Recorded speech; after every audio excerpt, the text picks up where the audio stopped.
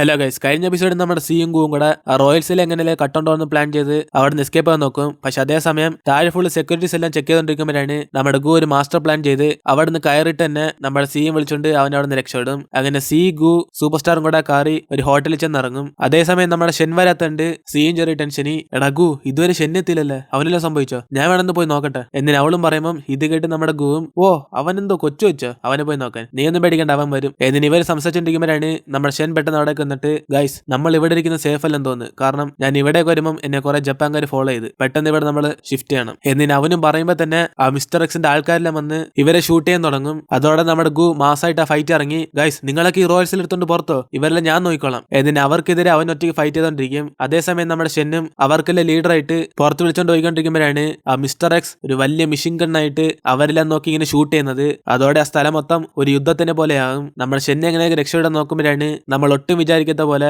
ഓടയുടെ മകൾ direct entry കാണിച്ച് സ്വന്തം ടീമായ മിസ്റ്റർ എക്സിനെ തന്നെ ദേഷ്യത്തൊരു നോട്ടം നോക്കി നമ്മുടെ ഷെന്നിനെ രക്ഷിച്ചുകൊണ്ട് അവിടെ നിന്ന് പോകും. കാരണം നമ്മുടെ ഓടയുടെ മകൾക്ക് ഷെന്നിനോട് ഒരു ചെറിയ അഫെക്ഷൻ ഉണ്ട്, അതുകൊണ്ടാണ് അവനെ ഷൂട്ട് ചെയ്യുമ്പോൾ ഇവരെന്ന് രക്ഷിക്കുന്നത്. എന്നിട്ട് ഇവരെല്ലാം വിളിച്ചോണ്ട് അവളുടെ കാര്യം കൊണ്ടുപോയിക്കൊണ്ടിരിക്കുമ്പോഴാണ് നമ്മുടെ ഷെന്നിന് ഡൗട്ട് അടിക്കാതിരിക്കാൻ വേണ്ടി അവളും പറയുന്നത്, ഷെൻ നിന്നെ ആരാണ്ടൊക്കെ ഷൂട്ട് ചെയ്യാൻ ഞാൻ അറിഞ്ഞു, അത് ഞാൻ പെട്ടെന്ന് ഇവിടെ വന്ന്, എന്തായാലും ഇനി പഠിക്കണ്ട, അവരെന്നെ ഒന്നും ചെയ്യത്തില്ല, നിങ്ങൾക്ക് സ്റ്റേ ചെയ്യാൻ വേണ്ടി ഞാൻ വേറെ ഹോട്ടൽ ഇവിടെ അറേഞ്ച് ചെയ്തിട്ടുണ്ട്, ഇവര് മൂന്നുപേരും കൂടി ഇവിടെ ഇറങ്ങട്ട്, ഷെൻ ഞാൻ നിന്നെ മാത്രം വീട്ടിൽ കൊണ്ടാക്കാം എന്നിന് അവര് മൂന്നുപേരും ഇറക്കിയിട്ടിട്ട് നമ്മുടെ ഷെന്നിനെ മാത്രം വിളിച്ചോണ്ട് അവിടെ നിന്ന് പോകും. പക്ഷെ ഇതിന്റെ പോലെ ഒരു വലിയ പ്ലാൻ തന്നെ ഉണ്ട്, കാരണം ആ ഓടയുടെ മകൾക്ക് ഷെൻ മാത്രം ജീവനോട് ഉണ്ടായാൽ മതി, ബാക്കി എല്ലാവരും തീർത്ത് കളയാനാണ് അവരുടെ പ്ലാൻ. കാരണം ഇവർ പോകുന്ന ആ ഹോട്ടലിൽ ഒരേ റൂമേ കാണത്തുള്ളൂ, ആ റൂമിന്റെ അകത്തിരിക്കുന്ന എല്ലാം ഈ സി റാങ്കിന്റെ ആൾക്കാരാണ്. ഇവര് മൂന്നുപേരും അകത്ത് കയറിയ ഉടനെ തന്നെ അവർ ഷൂട്ട് ചെയ്ത് കൊല്ലാനാണ് ഈ ഓടയുടെ മകളുടെ മാസ്റ്റർ പ്ലാൻ. അപ്പോഴാണ് നമ്മുടെ ഷെന്നിന് ചെറുതായി ഡൗട്ട് അടിച്ചിട്ട്, അത് പിന്നെ സി റാങ്ക് നീ ഓപ്ഷന് വന്നത് നിന്റെ ഫാമിലി ആയിട്ടെന്നല്ലേ പറഞ്ഞ, പക്ഷെ നിന്റെ ഫാമിലി ഞാൻ കണ്ടില്ലല്ലോ, അവരൊക്കെ അവിടെ പോയി എന്നിന് അവനും ചോദിക്കുമ്പോൾ ഇത് കേട്ട് അവളും ചെറിയ ടെൻഷനായിട്ട്,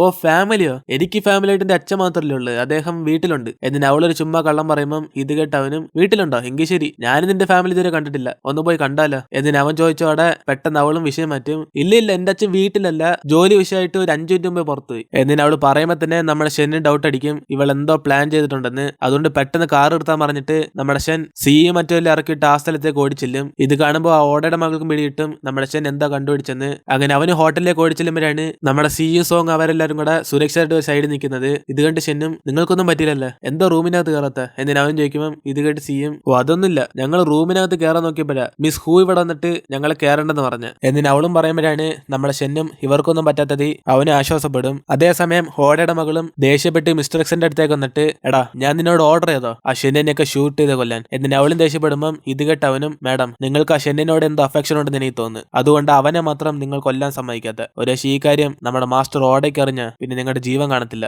എന്നിന് അവനും പേടിപ്പിക്കുമ്പോഴാണ് ഇത് കേട്ട അവളും, അതിന് അയാൾ അറിയാൻ നീ ജീവനോടിരിക്കണ്ട എന്നിനെ മിസ്റ്റർ എക്സിനെ ഷൂട്ട് ചെയ്ത് കൊല്ലും. അങ്ങനെ ജോലിയെല്ലാം കഴിഞ്ഞെന്ന് അവളും പോകുമ്പോഴാണ് നമ്മുടെ മിസ്റ്റർ എക്സിന് ജീവനുള്ള പോലെ കാണിക്കുന്നത്. അതേസമയം നമ്മുടെ മിലിറ്ററി ടീമും തിരിച്ച് അക്കാഡമിയിലേക്ക് ചെന്ന് ആ ഓപ്ഷന്റെ നിന്ന് കട്ടെടുത്ത സാധനങ്ങളെല്ലാം കമാൻഡറിനെ കൊടുക്കും. എന്നാൽ ഈ സാധനങ്ങളൊക്കെ കറക്റ്റ് ആയിട്ട് സേഫ് ആകത്തുള്ളൂ. പക്ഷെ എല്ലാ സാധനം കൊടുത്താലും നമ്മുടെ സോങ് മാത്രം ഒരു സാധനത്തിൽ ഇങ്ങനെ നോട്ടം ഇട്ടോണ്ടിരിക്കും. ഇത് കണ്ടിട്ട് കമാൻഡറും, എന്തോടെ സോങ് നിനക്കിത് വേണോ, വേണം എടുത്തോ, ഞാനൊന്നും പറയത്തില്ല, ഏതെങ്കിലും ഒരു ഗിഫ്റ്റ് ആയിട്ട് അവനെടുത്ത് കൊടുക്കും. കാരണം ഈ സാധനം മൊത്തം എടുത്തിട്ട് വന്നത് നമ്മുടെ സോങ് ആണ്. അതിനെ ശിവെല്ലാം പുറത്തു പോകുമ്പോഴാണ് നമ്മുടെ ഗു അവനോട്, എടാ സോങ് നീ ചോദിക്കുന്നതൊക്കെ കുറച്ച് വലിയ സാധനം ചോദിച്ചോടെ, ഇത് വിറ്റ ഒരു രൂപയിലും കിട്ടത്തില്ല എന്നിന് അവനും പറയുമ്പം ഇത് കേട്ട് സോങ്ങും, എടാ ഗു നീ എന്തോ വിചാരിച്ച നിന്നെ പോലെ ഞാൻ ഇത് വിറ്റ് പൈസ ഉണ്ടാക്കാനാ വാങ്ങിച്ചെന്നോ, ഇതേ എനിക്ക് ഒരാൾക്ക് കൊടുക്കാനാ എന്നിന് അവനും പറയുമ്പം ഇത് കേട്ട് സിയും, എടാ സോങ് ഇങ്ങനത്തെ സാധനങ്ങൾ പെണ്ണുങ്ങൾക്കല്ല ഇഷ്ടപ്പെടുന്നത്, നീ ഇത് ആർക്കെ കൊടുക്കാൻ പോന്നെ എന്നിന് അവളൊരു സന്തോഷത്തിൽ ചോദിക്കുമ്പം ഇത് കേട്ട് സോങ്ങും, ഇല്ല അത് ഞാൻ പറയത്തില്ല എന്നിന് അവന് സീക്രട്ട് ആയിട്ട് കീപ്പ് ചെയ്യും. അപ്പോഴാണ് ഇത് കേട്ടതോടെ നമ്മുടെ ഗുവും, എന്തോ പെണ്ണുങ്ങൾക്ക് ഇഷ്ടപ്പെടുന്നോ എന്നിന് അവന് നമ്മുടെ സീയുടെ അടുത്തേക്ക് വന്നിട്ട്,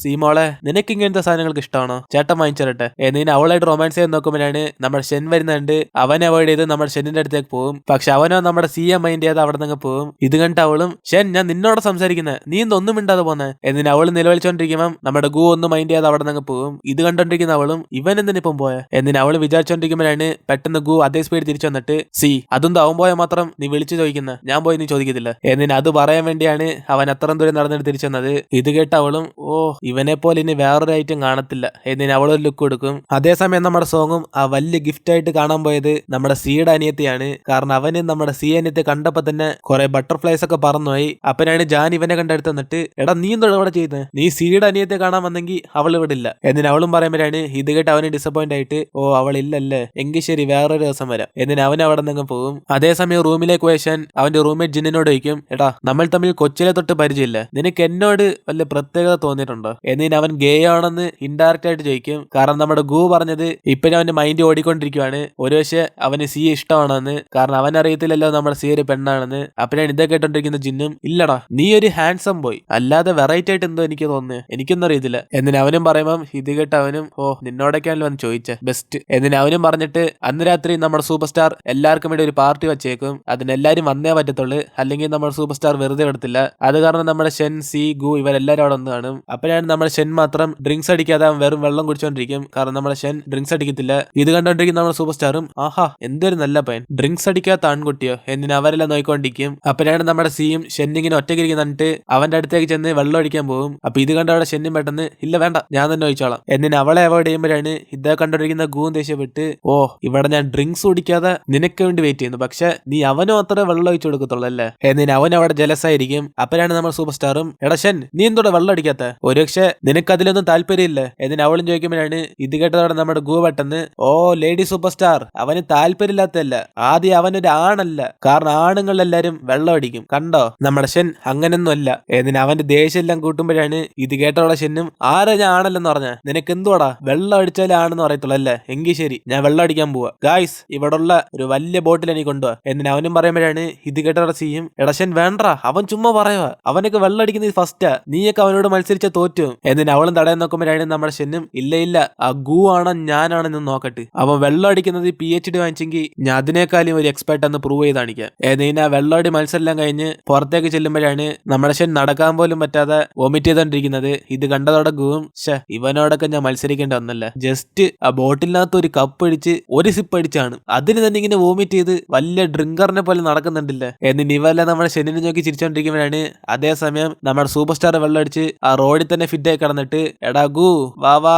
എന്നെ ഒന്ന് വീട്ടിൽ കൊണ്ടാക്ക്, അല്ലേ ഞാൻ ഇവിടെ നിന്ന് ഇറങ്ങത്തില്ല എന്നീന ആ റോഡിൽ കടന്ന് ഉരുളുമ്പോഴാണ് ഇത് കണ്ടിട്ട് നമ്മുടെ ഗു മൈൻഡ് ആയിരിക്കുന്നത്. അപ്പോഴാണ് സിയും, എടാ നീ അവളെ കൊണ്ട് വീട്ടിൽ കൊണ്ടാക്കടാ എന്നിന് അവളും പറഞ്ഞോടെ. ഇത് കേട്ട് നമ്മുടെ ഗുവും ദേഷ്യമെല്ലാം കൺട്രോൾ ചെയ്ത് നമ്മുടെ സൂപ്പർ സ്റ്റാറിനെ വിളിച്ചോണ്ട് അവിടെ നിന്ന് പോവും. അതേസമയം നമ്മുടെ ജാനെ കൊണ്ടാക്കാൻ വേണ്ടി സോങ് അവളുടെ കൂടെ പോവും. എന്നിട്ട് അവസാനം നമ്മുടെ ഷെന്നിനെ വിളിച്ചോണ്ട് അവൾ തിരിച്ച് റൂമിലേക്ക് ചെല്ലുമ്പോഴാണ് അവന്റെ റൂമേറ്റ് ജിന്നും കണ്ടിട്ട്, ഓ സി ഇവൻ ആരെ കുടിപ്പിച്ച, ഇവന് മദ്യത്തിന് അലർജിയാ എന്ന് അവനും പറയുമ്പോഴാണ് ഇത് കേട്ട് അവള് ഷോക്കായി, അയ്യോ അപ്പൊ ഹോസ്പിറ്റലിൽ പോണോ എന്നിന് അവള് ചോദിക്കുമ്പം ഇത് കേട്ട് അവനും, ഇല്ലില്ല അത്രയ്ക്ക് സീരിയസ് ഒന്നല്ല, ഇനിയിപ്പോ ഇവന് തലവേന എടുക്കും, അതെന്തായാലും അവൻ സഹിച്ചാ പറ്റത്തുള്ളൂ, ഇവനേക്ക് ആരാ കുടിക്കാൻ പറഞ്ഞ, എന്തായാലും സി ഇന്നൊരു ദിവസം നീ ഷെന്നിനെ നോക്കണേ, കാരണം ഞാൻ എന്റെ വീട്ടിൽ പോവാ എന്നിന് അവനും ഷെന്നിനെ സീയുടെ കൂടെ ആക്കിയിട്ട് അവിടെ നിന്ന് പോവും. അതേസമയം നമ്മുടെ സിയും ഷെന്നിന്റെ കൂടെ ആ റൂമിൽ തന്നെ ഇരുന്നുകൊണ്ട് അവൾ അറിയാതെ ഉറങ്ങിപ്പോവും. അപ്പോഴാണ് നമ്മുടെ ഷെന്നും ബോധം തെളിഞ്ഞ് പതുക്കെ അവൻ തലയും പിടിച്ച് എഴുന്നേക്കുന്നത്. അപ്പോഴാണ് അവന്റെ അടുത്ത് സിയെ കണ്ടതോടെ പെട്ടെന്ന് ടെൻഷനായി, അയ്യോ ഇവനൊന്നും എന്റെ അടുത്തിരിക്കുന്ന എന്നിന് അവന് നെർവസായി അവിടെ നിന്ന് ഓടി പോകും. അങ്ങനെ അതോടെ നമ്മളോട് ഇന്നത്തെ എപ്പിസോഡ് ഇവടുത്തിരുന്ന്. ഇനി എപ്പോഴാണ് നമ്മുടെ ഷൻ സി ഒരു പെണ്ണാന്ന് അറിയുന്നത്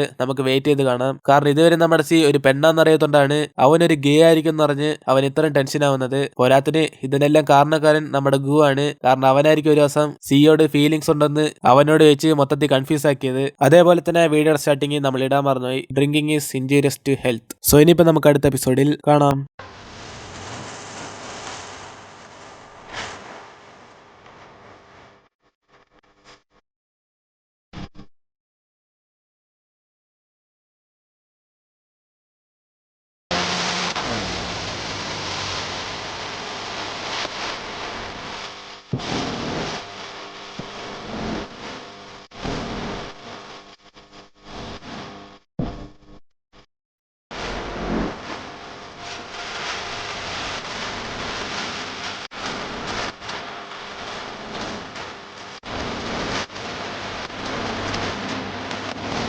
സാർ ബാക്കി പൈസയും കൂടെ എടുത്തോണ്ട് പോയിക്കും എന്നിങ്ങനെ പറയും. അപ്പൊ ജോയും കണ്ടിട്ട് എന്തോ ഞാൻ എടുക്കാനോ, എന്നാ ശരി എന്ന് പറഞ്ഞിട്ട് അവനും ബാക്കി ബാലൻസ് ഇങ്ങനെ എടുക്കും. അപ്പൊ നമ്മുടെ ജോയും പൈസ എടുത്തിട്ട് ഇന്നാ കറക്റ്റ് പൈസ ആണ് നോക്കിക്കോണം എന്നിങ്ങനെ കാണിക്കും. അപ്പൊ സാനിയും ഓ അതൊന്നും കുഴപ്പമില്ല സാറ് കൊണ്ടുപോയിക്കോ എന്നിങ്ങനെ സാനിയും പറഞ്ഞിടും. അപ്പൊ ജോയും കൺഫ്യൂസ് ആയിട്ട് അവൻ അവിടെ നിന്ന് പോകും. അതിനുശേഷം സാനി അവളുടെ മുഖം തുറന്നിട്ട് ഓ അവൻ പോയല്ലേ എന്ന് പറഞ്ഞ് നമ്മുടെ സാനിയെ തിരിഞ്ഞു നോക്കുമ്പോഴാണ് ഫ്രണ്ട് ഇവരുടെ ഓണർ ഇരിക്കുന്നത്. അപ്പൊ നമ്മുടെ സാനിയും, ഓണർ നിങ്ങൾ എന്ത് ഇവിടെ എന്നിങ്ങനെ സാനിയും ചോദിക്കും. എന്തുവാ ഞാൻ എന്തോ ഇവിടെ എന്നോ, നീ എന്തുവാ പറഞ്ഞ, ബാക്കി പൈസ നിങ്ങൾ തന്നെ വന്ന് എടുത്തോളാനോ, ഇറങ്ങിപ്പോടി എന്റെ കടയിൽ നിന്ന് എന്ന് പറഞ്ഞിട്ട് നമ്മുടെ സാനിയെ പുറത്താക്കും.